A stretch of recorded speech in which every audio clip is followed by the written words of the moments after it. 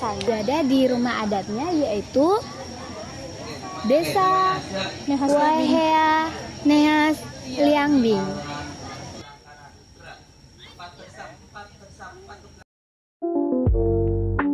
Saat ini kami sedang berada di atas rumah adat Lamin sembari menikmati suasana lingkungan yang sangat asri di desa ini. Di sini terdapat kamar. Di paling ujung adalah kamar untuk perempuan. Lalu di bagian bawah terdapat dapur yang digunakan ibu-ibu untuk memasak. Terima kasih. Selamat pagi untuk semua yang hadir di sini. Selamat pagi. Terima kasih. Kami selalu senang atas kunjungan anak-anak dan bapak ibu sekalian ke tempat kami di Desa Liangbing. Ini adalah sekretariat lembaga adat saya. Semoga apa yang didamkan oleh anak-anak sekalian kira-kira bisa terpenuhi menurut keinginan anak-anak sekalian. Kami juga berterima kasih sekali atas kehadirannya di Desa Liangbing. Sebenarnya desa ini desa yang tertua di antara desa-desa yang ada di kecamatan 3 kecamatan, Kecamatan Muarawahau, Kecamatan Ombeng, Kecamatan Plen. Desa ini sudah sekitar 500 tahun lebih umurnya, tapi tanda-tanda yang ada ini ya tidak terlalu kelihatan karena tidak seperti desa di Jawa yang bangunannya itu dari beton, dari batu. Jadi kita harapkan apa yang dilakukan di sini supaya diingat dan dijadikan sebagai pengalaman adik-adik sekalian. Baik, terima kasih sekali bahwa Desa Liangbing ini adalah desa budaya dan konservasi yang ditetapkan oleh Awang Faruk pada tahun 2000.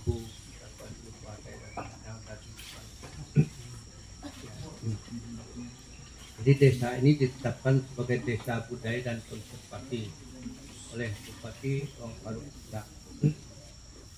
Karena desa ini selalu melaksanakan upacara adat pertama lomplai setiap tahun, walaupun kita gagal panen tetap dilakukan.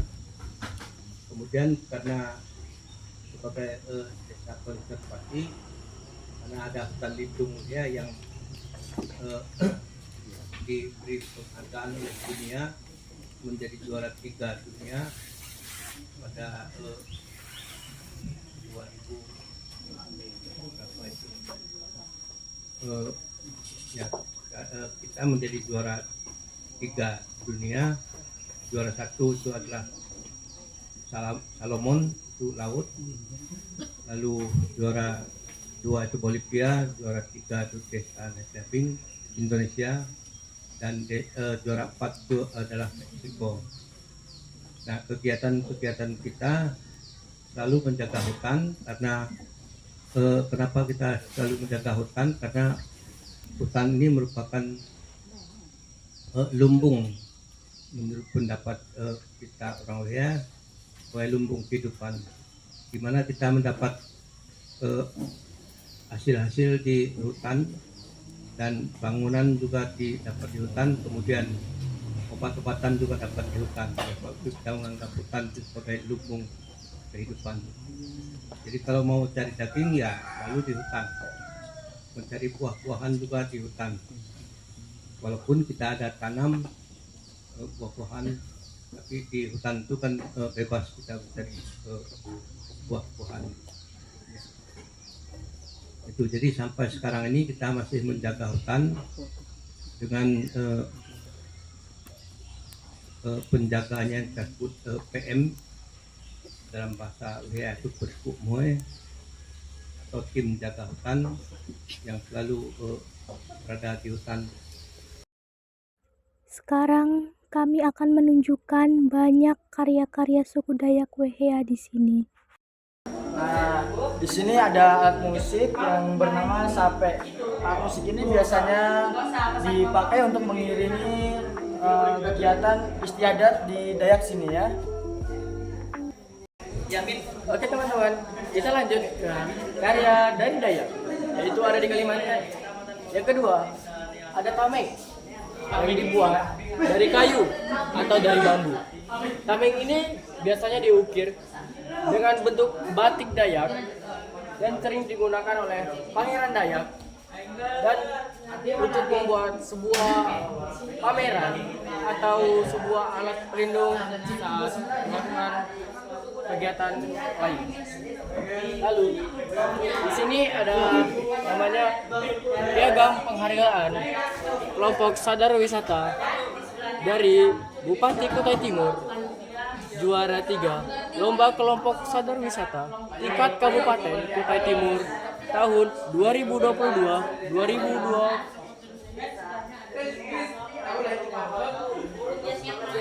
Lalu ada piagam penghargaan Gubernur Kalimantan Timur pada peringatan Hari Lingkungan Hidup tahun 2015. Yaitu di sini ada satu hewan yang mirip dengan monyet. Di sini terdapat beberapa hewan yang sering muncul di. Setelah menelusuri karya-karya yang ada di rumah adat Lamin, kami diperkenalkan kerajinan tangan yang dibuat oleh ibu-ibu di desa ini, seperti tepa, seduk, dan tehas. Tepa adalah topi khusus untuk laki-laki, lalu seduk adalah topi khusus untuk perempuan.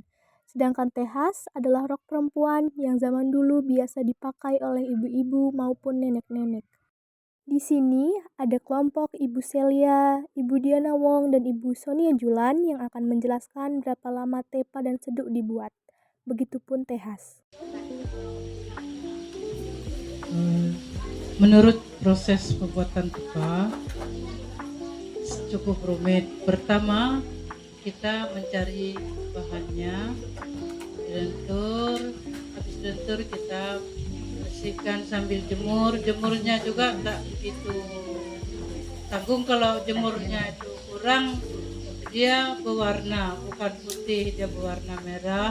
Kadang juga ada seperti ada jamur-jamur kayak gitu. Kita membuatnya ini harus sungguh-sungguh membuat dia ini dengan kreatif kita yang benar-benar.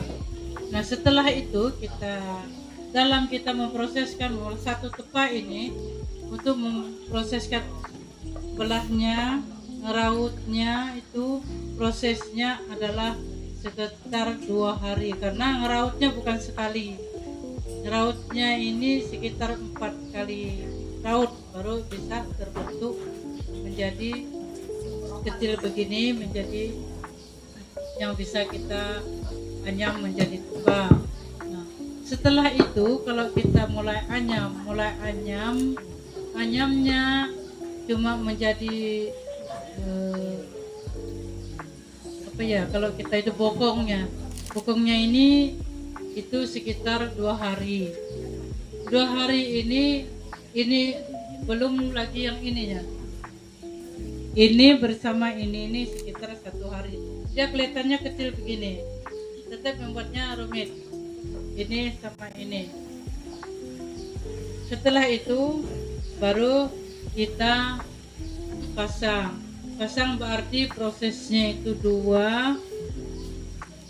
Yang pertamanya 1, jemurnya kalau hari panas 2 hari, kalau enggak panas sampai 4 hari.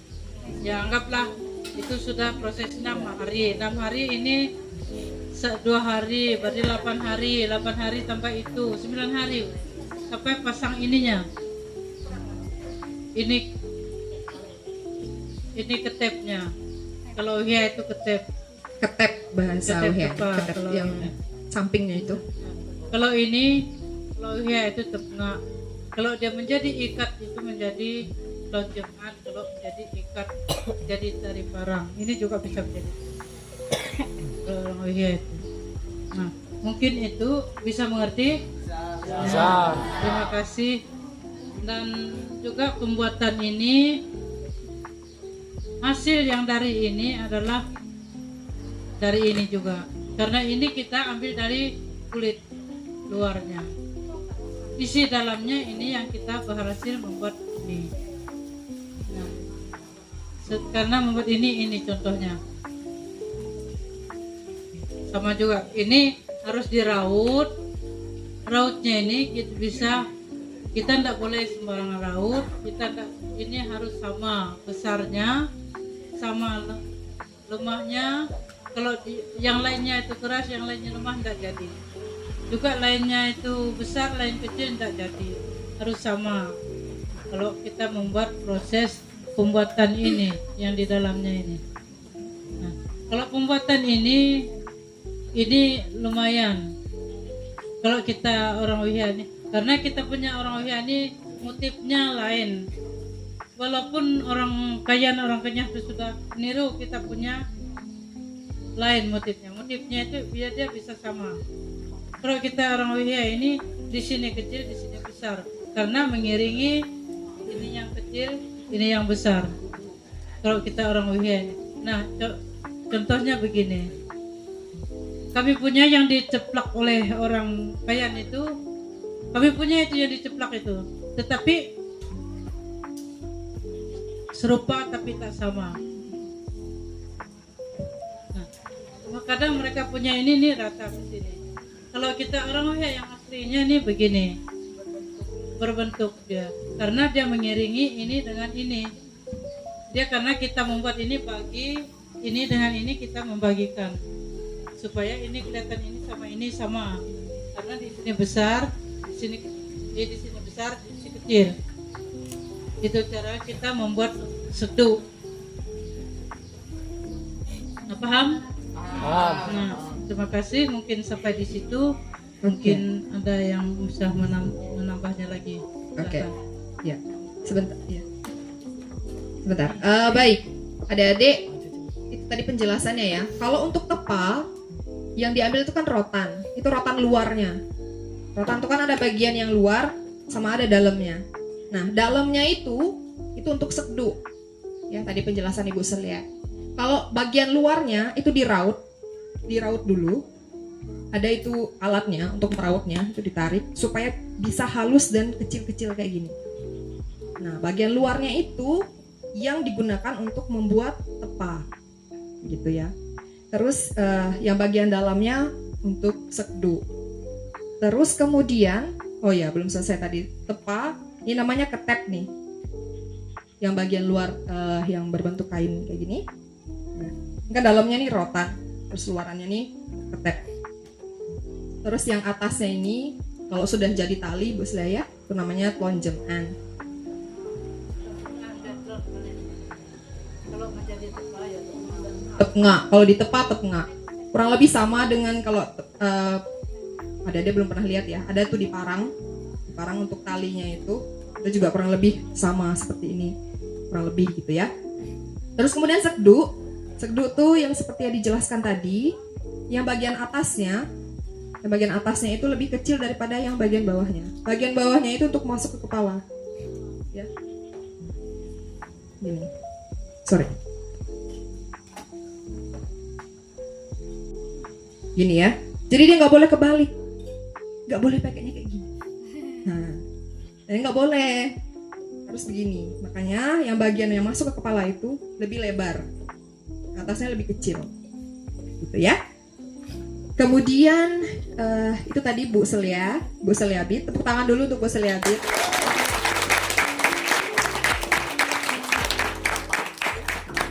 Kita ke Ibu Diana Wo. Bu Diana Wong, kalau untuk kelompok kerajinan ibu-ibunya sendiri itu sudah berapa lama berjalan ya? Untuk kelompok tepa sudah 2 tahun. Tahun ini ya alhamdulillah berjalan. Oke. Jalan Kalau lancar. di dalam 1 bulan itu bisa menghasilkan berapa tepa? Atau hitungannya per tahun kah? Kalau 1 tahun kira-kira bisa menghasilkan berapa tepa? Kalau untuk per tahun sih mungkin ada 20 tepa ya sama Ibu Celia ini yang sudah jadi, dan ditambah dengan kelompok kami 5 masih ada 5. Di hari kedua, aktivitas pertama kami adalah berladang dan memanen padi. Halo teman-teman, sekarang kita akan menuju ke perladangan. Sambil menunggu sampai di perladangan, mari kita menikmati desa di Dehas Liahbing. Oke, kita sudah sampai di ladang persawahan ya. Jadi di sini kita akan memanen padi dengan cara dipetik.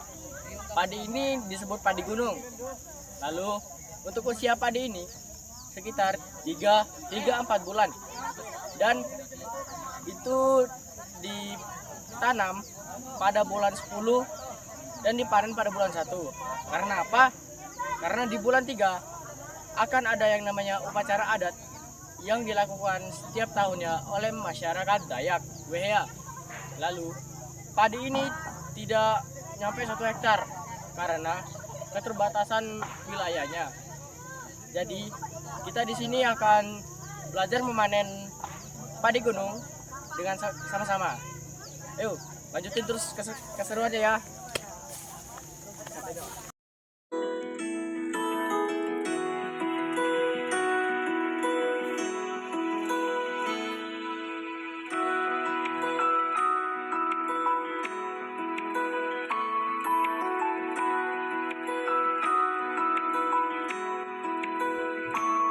Teman-teman, jadi kita sudah berhasil memanen padi dan ketan yang ada di desa Nehas Liabing ini.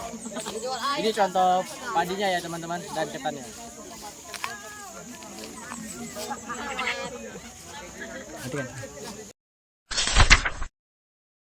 Setelah berladang, kami mempelajari masakan tradisional Dayak Wehea ini, yaitu betoh, beangbit, lemang, dan pecok. Betoh adalah makanan yang terdiri dari beras ketan yang dilapisi daun onjunggun lalu dikukus. Lalu ada beangbit. Beangbit adalah dodol khas Wehea yang terdiri dari tepung beras ketan dicampur dengan gula merah. Yang ketiga ada lemang. Lemang adalah makanan yang terdiri dari beras dan santan lalu dimasukkan ke dalam bambu kemudian dibakar. Yang terakhir ada pecok. Pecok terdiri dari bunga pepaya, cabai, belimbing wuluh, kacang panjang, dan terong pipit. Bahannya dipotong kecil-kecil, lalu dimasukkan ke dalam bambu, kemudian dibakar. Di sini, kami sedang membuat beangbit atau dodol khas Wehea.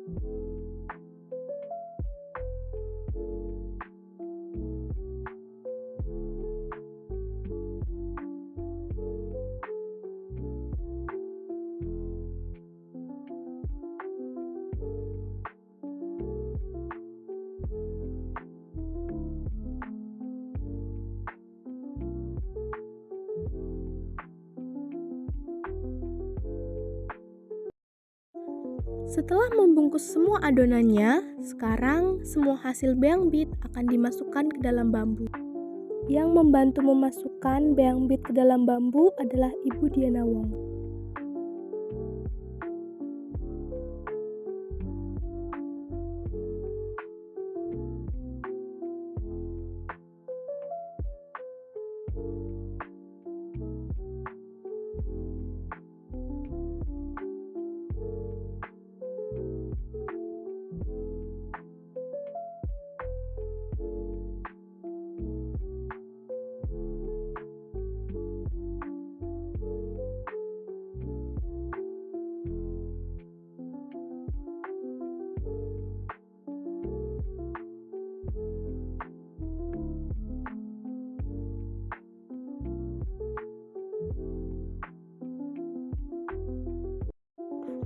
Setelah membuat beangbit, selanjutnya kami menuang santan pada beras yang sudah ada di dalam bambu. Proses menuangkan santan ke dalam bambu harus hati-hati, dan bambu tidak boleh dihentak agar isi dari bambu tidak tumpah. Beras dan santan yang ada di dalam bambu belum dinamakan lemang, karena bahan-bahannya masih mentah.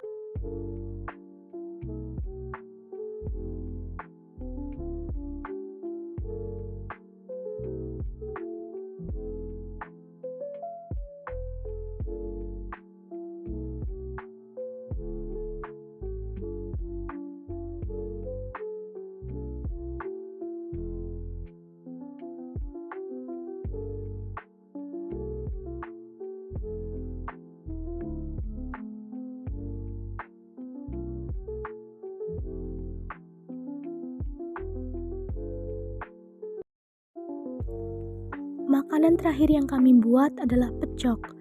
Bahan-bahan yang sudah dipotong kami masukkan ke dalam bambu.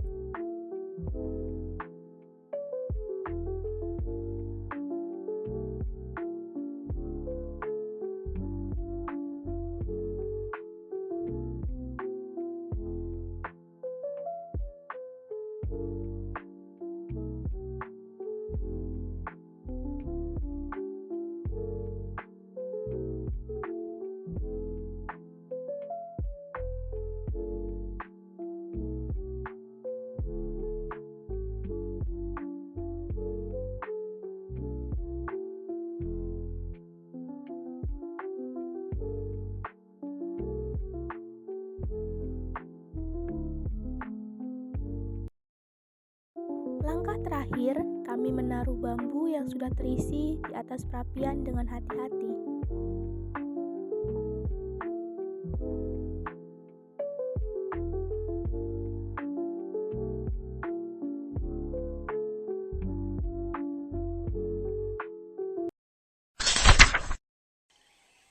Aktivitas terakhir kami di sini adalah praktik menari, yaitu praktek menari tarian hudok, tarian tembang Batak, tarian kejien, dan tari dayung perahu.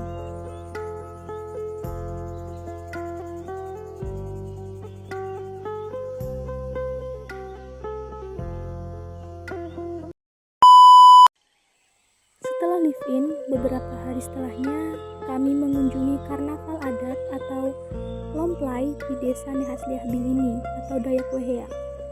Saat ini kami sedang menonton tarian dayung di atas rakit.